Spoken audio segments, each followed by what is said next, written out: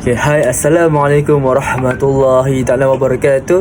Alhamdulillah, nama saya ialah Muhammad Ashraf bin Halim. Nombor batik saya ialah 2053001. Jadi pada hari ini saya akan mengulaskan sebuah tajuk ceramah, iaitu yang bertajuk Mencari Ketenangan Hati, yang disampaikan oleh Ustaz Muhammad Rashidi bin Ali, merupakan ketua bahagian alumni quiz. So, alhamdulillah, daripada apa yang saya dapat daripada ceramah beliau ialah hati ini, ketenangan dan bahagia ni bukan perkara yang kita tak, merupakan perkara yang harus kita cari. Kita mencari dengan cara yang betul. Dalam Al-Quran juga telah menceritakan, dan beliau juga telah menerangkan, dalam Al-Quran juga telah menerangkan beberapa perkara mengenai tentang ketenangan hati. Dan antaranya juga ialah berkaitan tentang masa. Begitulah dia. Seperti juga dalam hadis Nabi yang diriwayatkan daripada Nawas bin Sam'an radhiyallahu anhu, Nabi SAW bersabda, yang bermaksud kebaikan adalah dengan berakhlak yang mulia, sedangkan dosa adalah sesuatu yang menggelisahkan hatimu ketika dosa tersebut dilakukan. Tentu engkau tidak suka hal itu nampak di tengah-tengah manusia. Riwayat Muslim. Jadi di sini menerangkan, saya mengambil hadis ini kerana ini sangat terkesan bagi saya. Kerana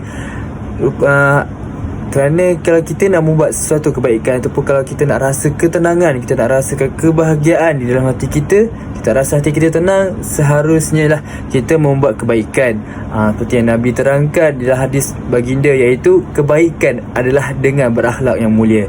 Dan Nabi berkata juga, dosa itu menyebabkan hati kita menjadi gelisah bila kita sedang melakukan dosa itu. Dan juga ikut pengalaman saya juga, sebenarnya ia benar. Kita dah lepas lakukan dosa itu pun kadang kita terngiang-ngiang dalam pemikiran kita. Kita teringat balik dosa-dosa yang pernah kita lakukan. Jadi memang terkesan dalam fikiran saya bahawa hati ni sebenarnya kebaikan yang dan pahala yang kita buat tu juga bukanlah hanya sekadar ganjaran, tapi ia juga merupakan satu ubat untuk kita merasa tenang dan kita merasa bahagia. Jadi ingatlah, kebahagiaan itu bukannya dicari dengan seperti berhibur, tetapi ketenangan itu juga seperti yang saya dapatkan ialah ketenangan itu juga harus kita dapatkan melalui dengan pahala. Itu membuat melakukan ibadah dan juga melakukan perkara-perkara yang baik. Alhamdulillah, itu sahaja daripada saya. Assalamualaikum.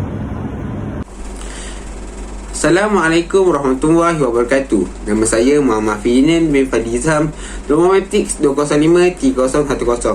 Dan hari ini saya akan mengulas video yang bertajuk Mencari Ketenangan Dalam Hati, yang disampaikan oleh Ustaz Muhammad Rashidi bin Ali. Bagaimana kita berusaha mencari ketenangan dalam hidup? Tenang bermaksud bahagia tanpa risau atau takut. Allah telah berfirman dalam surah Az-Zariyat ayat yang ke-56, Aku tidak menciptakan jin dan manusia melainkan agar mereka beribadah padaku. Di sini kita faham bahawa hidup kita adalah untuk berkhidmat pada Allah Subhanahu Wa Taala dan beribadah padanya. Allah firman lagi dalam surah Al-Baqarah ayat yang ke-30, Dan ingatlah ketika Tuhanmu berfirman kepada para malaikat, Aku hendak menjadikan khalifah di muka bumi. Di sini jelas tanggungjawab kita mengimarahkan bumi Allah Subhanahu Wa Taala, menggunakan segala nikmat pemberian daripada Allah dengan bermanfaat.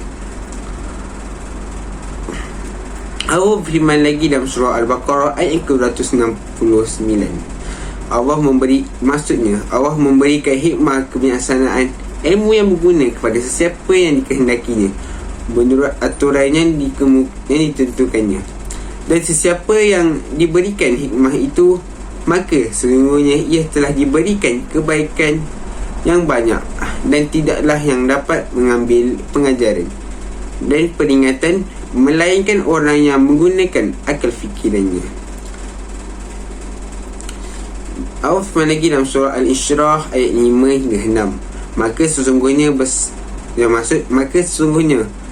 bersama kesulitan ada kemudahan. Sesungguhnya bersama kesulitan ada kemudahan. Orang yang tenang semestinya senang. Orang yang mempunyai kesenangan tidak semestinya tenang.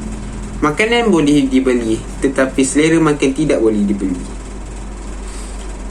Kalau hidup sekadar hidup, babi juga hidup di hutan. kalau bekerja sekadar bekerja, kena juga bekerja. Dalam surah Al-As ayat 1 hingga 3. A'udzubillahi minasyaitonirrajim. Wal 'asr innal insana lafi khusr illa alladhina amanu wa 'amilus solihat wa tawassaw bil haqq wa tawassaw bis sabr. Dia bermaksud, demi masa, sesungguhnya manusia berada dalam kerugian kecuali orang-orang yang beriman dan mengerjakan kebajikan serta saling menasihati untuk kebenaran dan saling menasihati untuk kesabaran. Tujuh saya muhasabah. Bang bang bang, ting ting ting. Bismillahirrahmanirrahim. Berdasarkan tazkirah yang telah disampaikan oleh Ustaz Muhammad Rashidi Ali yang bertajuk ciri-ciri orang bertakwa. Takwa bermaksud seseorang mukmin atau seseorang orang Islam yang menundukkan dirinya terhadap Allah Subhanahu Wa Taala dan sentiasa mengikut setiap perintah Allah Subhanahu Wa Taala. Ciri-ciri orang yang bertakwa ialah menjadikan kitab Allah iaitu kitab Al-Quran sebagai panduan hidupnya dan sentiasa mengamalkannya seperti membacanya. Beriman kepada rukun-rukun iman ialah salah satu juga daripada ciri-ciri orang yang bertakwa, termasuk beriman kepada perkara-perkara yang gaib. Beriman kepada perkara yang gaib bermaksud beriman kepada Allah SWT, beriman kepada Rasul dan sebagainya.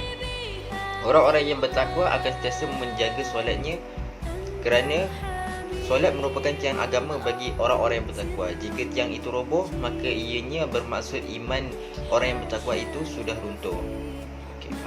Oleh itu kita mestilah sentiasa mengikut perintah Allah Subhanahu Wa Taala. Bismillahirrahmanirrahim. Assalamualaikum warahmatullahi wabarakatuh.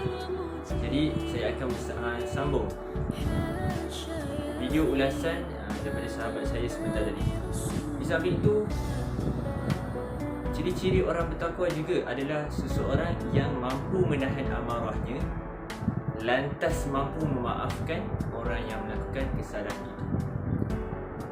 Jadi jelas bahawa di sini nak mengatakan Allah itu menyukai orang yang menahan amarahnya daripada menjadi perbalahan, pergaduhan dan sebagainya.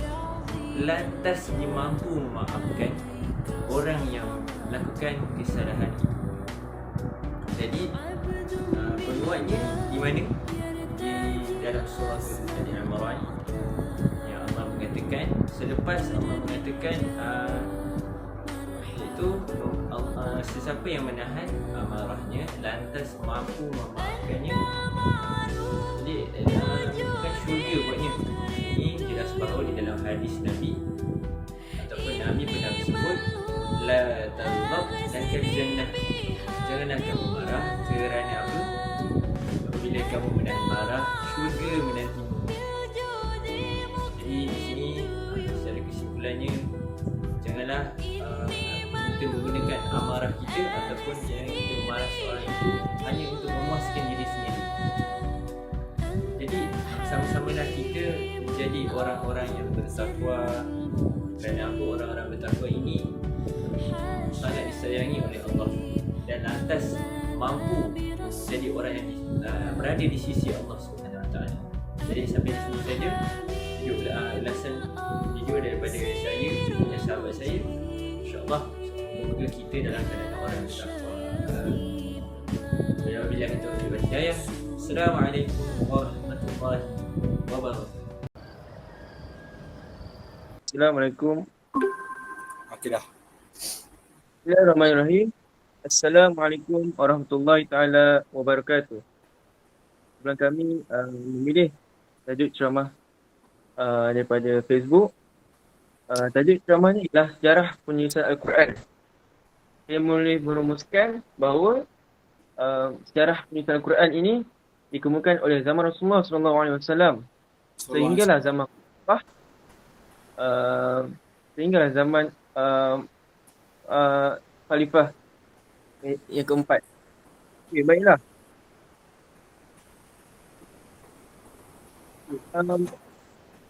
Terdapat 6 tradisi Rasulullah SAW ya, menulis Al-Quran yang paling popular pada dunia itu Abdullah bin Sa'ad, Uthman bin Abu Affan, Ali bin Abi Thalib, Ubaid bin Ibn Thabit dan Muawiyah Ibn Abi Sa'id dan seterusnya.